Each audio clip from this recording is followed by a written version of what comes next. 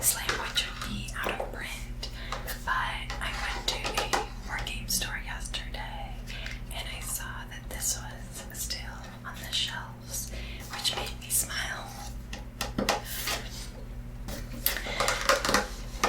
As you can see, Slamwich is a cute sandwich-themed version of the standard Egyptian Rats Crew.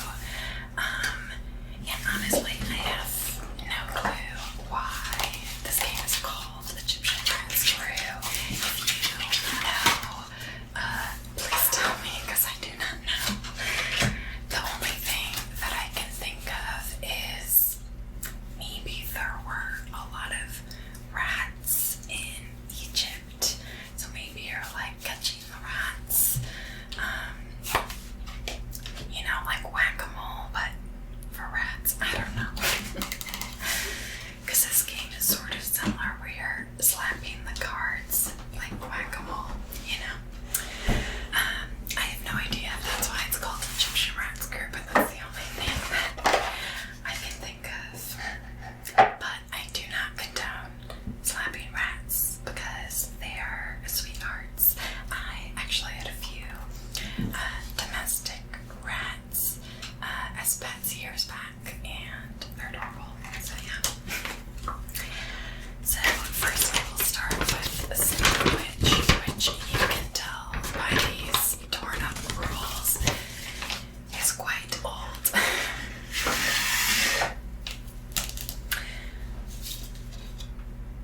So the Slamwich is a 2 to 6 player game, but Egyptian Rats Crew you can play with pretty much however many people you want, as long as you have enough decks to make it fun. But the idea of this game is you pretty much just have to be as quick as possible, and in order to win the game, you want to collect all of the cards in the deck.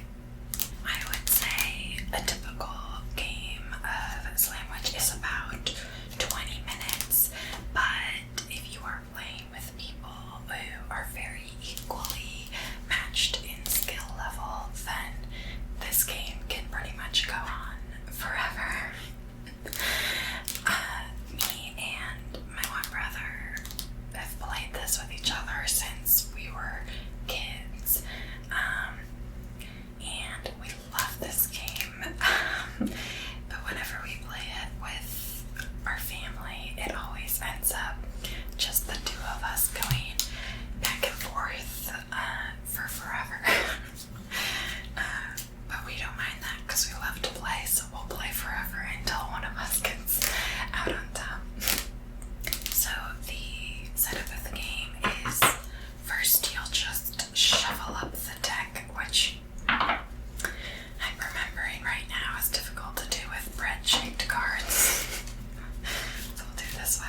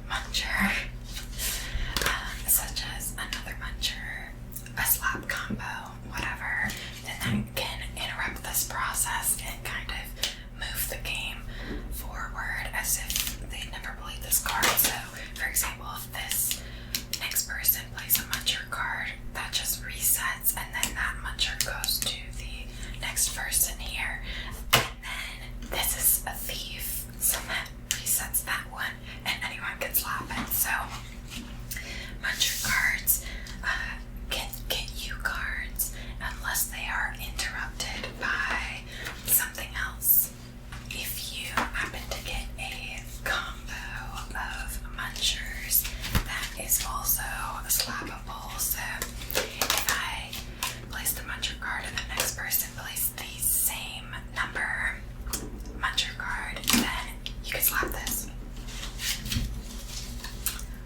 So whenever you win a pile, make sure you do not shuffle the pile, just neatly put them on the bottom of your deck.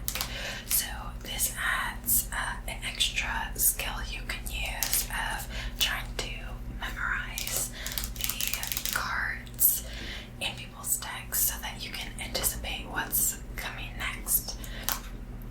After you take a pile, then you'll be the first one to place a card for the next pile. If you accidentally slap a pile when you shouldn't have, that's called a slap, which I kind of hate. And essentially, you'll just take the top card of your deck and put it on the bottom, so you're sacrificing a card. Another thing that's very important in this game is the orientation of the cards. So since this game is all about speed, there are a couple of things to do to make sure everyone has an equal shot at getting the pile. First, the pile you are playing into should be equidistant between all of the players. And secondly, this part's a little harder to remember, but when you are putting a card in the middle, you must flip the card out so that you don't see it before anyone else sees it. So, for example, if I flip the card like this, I slowly can see the card before I put it down, and that gives me a double advantage because one, my hand is right here, and also I saw the card first.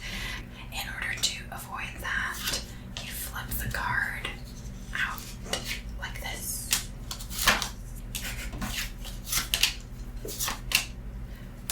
I also just read up on an interesting rule for Egyptian Rats Crew in particular that we haven't used before, but it's pretty smart.